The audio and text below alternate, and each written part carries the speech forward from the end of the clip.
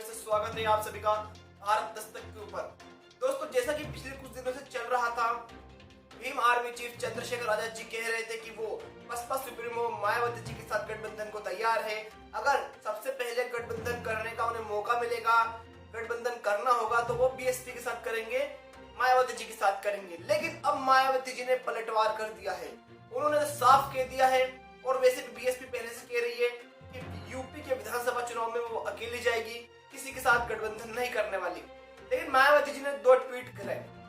ये दोनों ट्वीट उन नेताओं के खिलाफ थे जो सत्ता के लालच में, जो चुनाव आने पर दल बदल लेते हैं, दल बदलू नेता के ऊपर थे। उन्होंने कहा कि ऐसे नेता जो चुनाव आने पर दल बदल लेते हैं, ये बरसाती मेंढक की तरह होते हैं।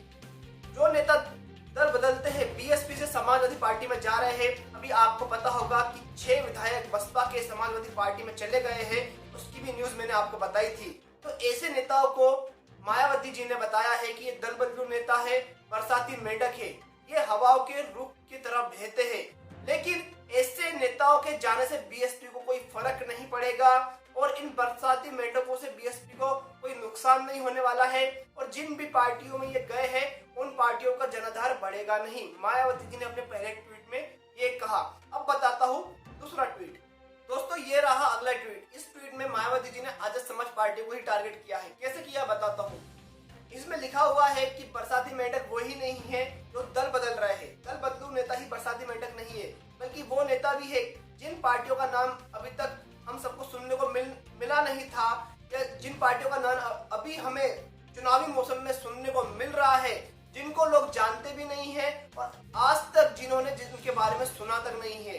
मायावती जी साफ साफ कहना चाहती है आजाद समाज पार्टी के बारे में, क्योंकि चंद्रशेखर जी कुछ दिनों से मायावती जी के साथ गठबंधन करने को बोल रहे हैं। तो इस ट्वीट में साफ साफ लिखा है कि अब हमें वो पार्टियों का नाम भी सुनने को मिल रहा है जिन पार्टियों को, या फिर जिन पार्टी के बारे में लोगों ने सुना भी नहीं है और जानती भी नहीं है। ऐसे से कुछ नहीं होने वाला।